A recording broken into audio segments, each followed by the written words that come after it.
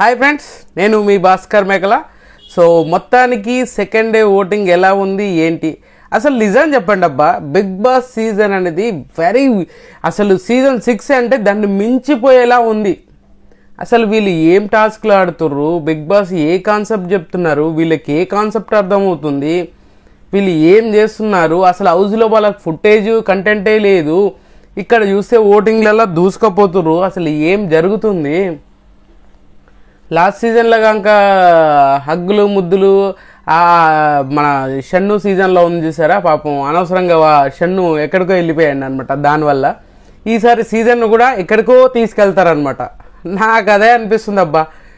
నిజంగా ఈ episodes review చేయాలంటే నిజంగా పెద్దగా ఏం అనిపించట్లేదు.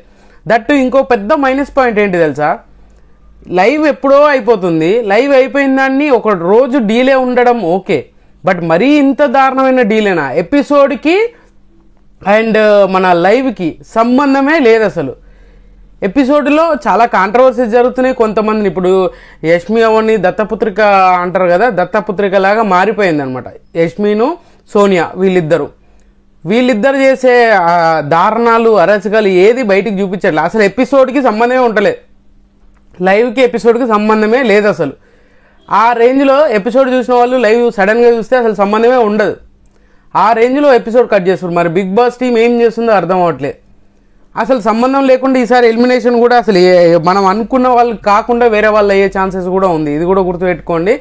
సో మొత్తానికి యష్మి సోనియా వీళ్ళిద్దరిని బిగ్ బాస్ వీళ్ళిద్దరిని 2 ఫిల్లర్లు కాదు, మొత్తం దాని భుజాల మీద 4 భుజాల మీద వేసుకొని నడిపించేటట్టు చేసినట్టుర్రు. సో నిజంగా మరీ ఇరిటేటింగ్గా ఉంది అనమాట. బిగ్ బాస్ సీజన్ 8 ఇంత డిజాస్టర్ అవుతుంది అని అనుకోలేదు. ఎందుకంటే ఎక్స్పెక్టేషన్స్ కొత్త అది ఇది అన్నాను, ఏదేదో చేస్తున్నారు. సో మొత్తానికి సెకండ్ ఓటింగ్ ఎలా ఉంది అని అనేది మాట్లాడుకుందాం. ఖచ్చితంగా ఒక లైక్ వేసుకొని వీడియోలోకి వెళ్ళండి. అండ్ నచ్చినప్పుడు సబ్స్క్రైబ్ చేసుకోండి ఖచ్చితంగా. అండ్ లేట్ చేయకుండా వీడియోలోకి వెళ్దాం.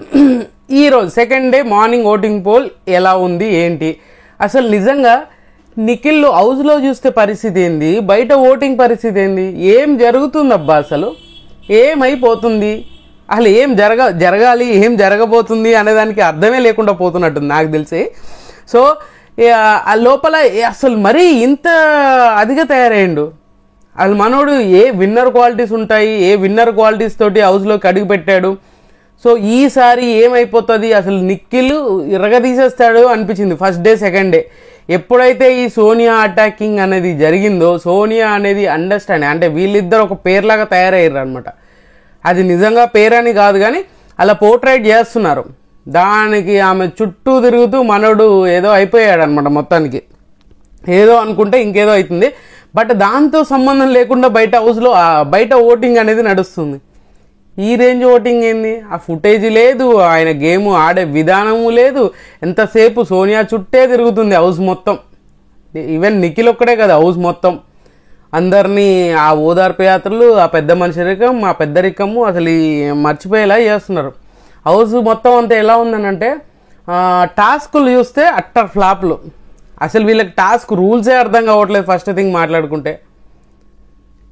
అలాంటిది ఇంకా వీళ్ళు టాస్క్లు ఆడి వీళ్ళు గెలిచి లాస్ట్ సీజన్ 6లో రేవంత్ వాళ్ళు ఉన్నప్పుడు కూడా ఏమున్నది ఏమి లేదు. వాళ్ళకు బిగ్ బాస్ ఒక టాస్క్ ఇస్తే దాన్ని వాళ్ళకు నచ్చినట్టుగా కన్వీనియంట్గా మార్చుకొని గేమ్స్ ఆడారు. సో ఇప్పుడు అదే జరుగుతుంది ఇక్కడ కూడా. వీళ్ళకు టాస్క్లో రూల్స్ నిబంధనలు ఏమీ లేదు. అలా నిఖిల్కి వార్నింగ్ వస్తుంది, నిఖిల్కి ఫుడ్ తినొద్దు అని చెప్పేసి వాళ్ళకి బాయిల్డ్ వెజిటబుల్స్ తినాలని చెప్పినప్పుడు మనోడికి మసాలా దోశలు తింటారు ఇద్దరికి. చాలా స్ట్రిక్ట్లీ వార్నింగ్ అయితే ఇస్తాడు. అది కూడా మరి ఎపిసోడ్లో టెలికాస్ట్ చేస్తారో లేదో అది కూడా తెలియదు. సో మొత్తానికి ఏదో జరుగుతుందంటే ఏదో జరుగుతుంది. సో మొత్తానికి ఓటింగ్లో అయితే నిఖిల్ టాప్ ప్లేస్లో ఉన్నాడబ్బా. సో చాలా ఏమంటారు, ఏమీ లేకపోయినా ఎగిసెగిసి పడుతుంది అన్నట్టుగా, ఏమీ ఆడకపోయినా ఏమీ చూడకపోయినా ఏమీ జరగకపోయినా ఈయన ఓటింగ్ మాత్రం బుల్లెట్లా దూసుకుపోతుంది. సో ఈ బేస్ తోటి విన్నర్ అయిపోవచ్చు మరి, అంతే కదా. ఇప్పుడు ఓటింగ్ ఆ రేంజ్లో ఉంది అని అంటే మరి నడుస్తుంది. 25%తో టాప్ పొజిషన్లో ఉన్నాడు. విష్ణుప్రియకి ఆల్మోస్ట్ ఈక్వల్గా ఉన్నారు అని చెప్పాను కదా. ఈ రోజు వచ్చేసరికి మారిపోయింది, మార్పులు చేర్పులు భారీగానే జరిగినాయి. విష్ణుప్రియది కూడా పెద్ద కంటెంట్ అయితే ఏం లేదబ్బా. అసలు నిజంగా చెప్తున్నా, ఇందులో ఫుటేజ్ ఇచ్చేవాళ్ళు, కంటెంట్ ఇచ్చేవాళ్ళు ఫుటేజ్ ఇవ్వాలనుకుంటున్నారు, పులిహోర కలుపుతున్నారు. అంతే అక్కడ జరుగుతుంది. ఏంది, అమ్మాయిలు పులిహోర కలుపుతున్నారు, అబ్బాయిలు పులిహోర కలుపుతున్నారు తప్పితే ఇది సీజన్ హిట్ చేద్దాము అనే దానికంటే ఎక్కువ వీళ్ళు ఆరాటం ఎలా ఉందంటే ఫట్టి చేద్దాం అనే దాంట్లో ఆరాటం ఎక్కువ ఉంది అనమాట. సో సెకండ్ పొజిషన్ వచ్చేసరికి విష్ణుప్రియ ఉంది. విష్ణుప్రియకు 21% అండ్ నిఖిల్కి ఈమెకు 4% డిఫరెన్స్ అయితే ఆటోమేటిక్గా వచ్చేసింది. ఏం జరుగుతుందిరా అన్నట్టుగా వీళ్ళ ఓటింగ్కు అసలు వీళ్ళు ఆడే ఆటకి వీళ్ళు ఉండే హౌస్లో ఉండే తీరికి అసలు సంబంధమే లేదబ్బా. మీరు ఇది ఓన్లీ ఓటింగ్ వైజే చూసుకోండి, అంటే ఎపిసోడ్కి సంబంధం లేదు. ఎందుకంటే ఎపిసోడ్లో వాళ్ళది ఏం లేదు కాబట్టి అరే ఇక్కడ ఓటింగ్ ఎంత పడుతుందని మీకు కూడా డౌట్ రావచ్చు. బట్ ఆ డౌట్ తప్పేం కాదు, మీకు వచ్చే డౌట్ కూడా కరెక్టే. కానీ ఏం చేస్తాం, అలా జరుగుతుంది. మరి విష్ణుప్రియకు 21% తోటి సెకండ్ ప్లేస్లో ఉంది. థర్డ్ ప్లేస్ వచ్చేసరికి మణికంఠ. సో మణికంఠకి 12% అనుకున్నాం కదా, ఇప్పుడు 14% అయింది. నిన్న ఏదైతే టాస్క్ ఆడాడో ఆ టాస్క్ నాకు బాగా అనిపించింది. యష్మి కావాల్సుకొని అది కంప్లీట్గా యష్మి మిస్టేకే సంచాలకుగా కావాల్సుకొని అది చేసింది. ఎందుకనంటే ఆల్మోస్ట్ 250 గ్రామ్స్ తీసుకురమ్మన్నప్పుడు ఏంటి మన మురమురాల సంథింగ్ అదే తీసుకురమ్మన్నప్పుడు సో మనడు 290 తీసుకొచ్చాడు. And opposite team Nikhil team ఏమో అంటే మణికంఠ 290 తీసుకొచ్చాడు, 290 గ్రామ్స్. మన 380 గ్రామ్స్ ఏమో సీత తీసుకొచ్చింది నైనిక టీం. సో ఎవరు విన్నరు, క్లియర్గా మణికంఠ విన్నరు. సో ఇద్దరు డ్రాగా ఉంటే అయిపోయేది కదా, ఇద్దరికి ఫుడ్ వచ్చే ఛాన్సెస్ ఉంది కదా, లేదంటే ఇంకొకటి పెట్టేవాళ్ళు కదా. ఇది కావాల్సుకొని నేను ఇయ్యను, ఎవరికి ఇయ్యను, సంచాలక్ డెసిషన్ ఫైనల్. ఏందమ్మా ఇది, మన శోభక్క అంటే శోభక్క తలదన్నెలా తయారైనాను. నిజంగా శోభక్క బెటర్ అబ్బా, మీతో పోల్చుకుంటే శోభక్క చాలా బెటర్ నాకు అనిపించింది. మరి మీకేందో అనేది కింద కామెంట్ చేయండి. అండ్ మణికంఠది కూడా నిన్న ఎపిసోడ్ వైజ్ అయితే నాకు బాగా అనిపించింది. టాస్క్ బాగా ఆడాడు, బట్ ఆయన మిస్టేక్ కాదు, ఆమె మిస్టేక్ వల్ల అంటే సంచాలక్ మిస్టేక్ వల్ల మనోడైతే ఓడిపోవడం జరిగింది.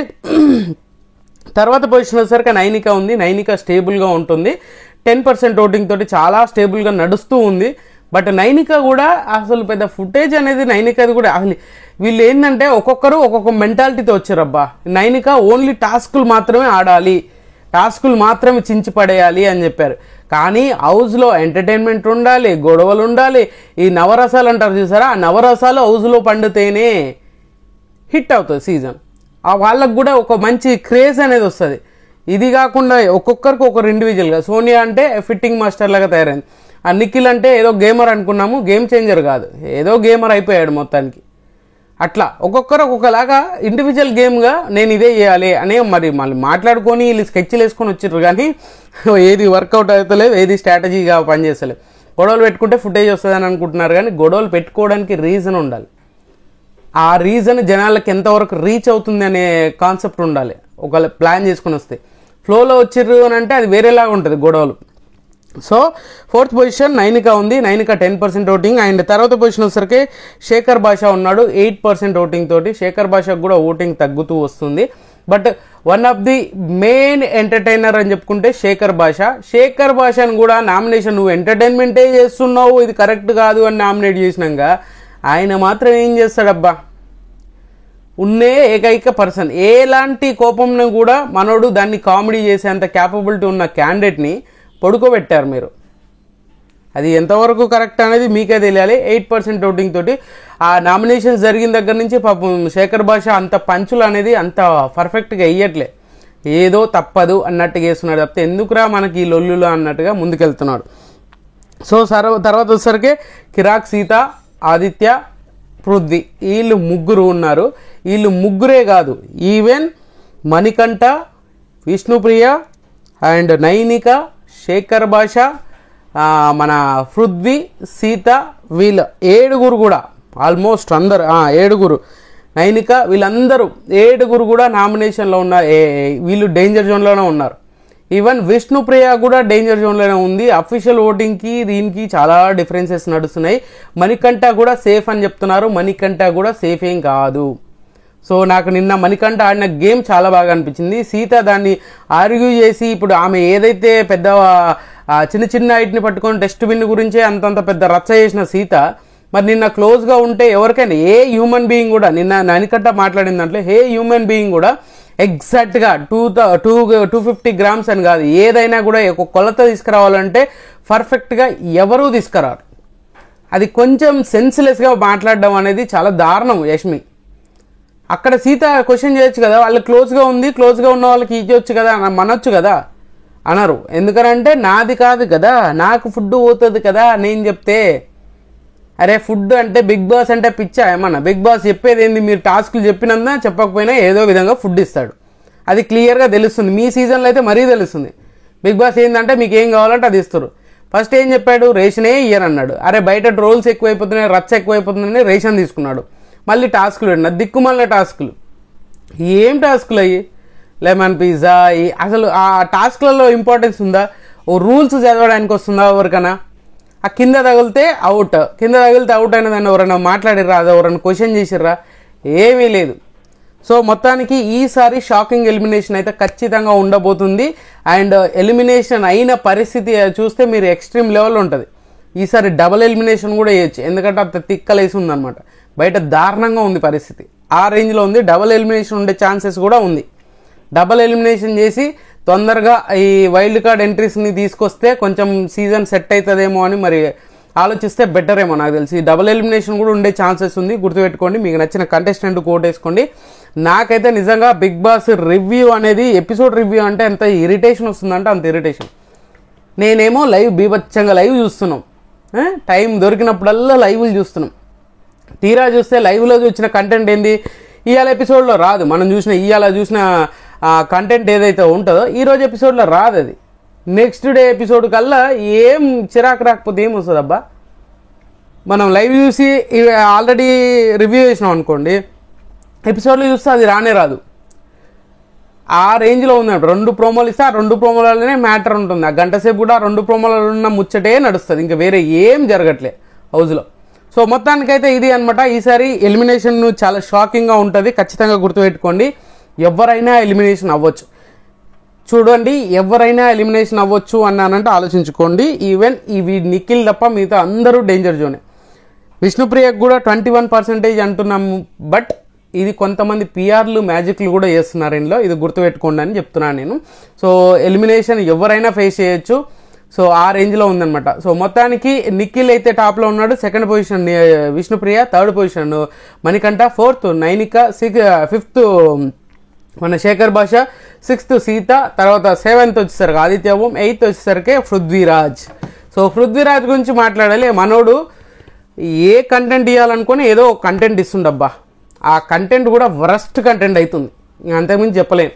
అక్క ఎప్పుడైతే జాయిన్ అయిందో ఆయనతోటి పృథ్వీతోటి, అప్పటి నుంచి మాటతెట్టింది. నేను వెళ్ళిపోతా మామా, నేను వెళ్ళిపోతా అన్నట్టుగా తయారైంది పృథ్వీ పరిస్థితి. బట్ చూడాలి, ఈసారి షాకింగ్ ఎలిమినేషన్ అయితే ఖచ్చితంగా ఉంటుంది. అండ్ డబుల్ ఎలిమినేషన్ ఉండే ఛాన్సెస్ కూడా ఉంది. సో క్లియర్, గుర్తుపెట్టుకోండి. ఇంకా ఎంతకంటే చెప్పేది ఏం లేదు. ఖచ్చితంగా ఈ వీడియో మీకు నచ్చినంగా నచ్చితే లైక్ చేయండి, షేర్ చేయండి, కామెంట్ చేయండి, సబ్స్క్రైబ్ చేయడం మర్చిపోవద్దు. అండ్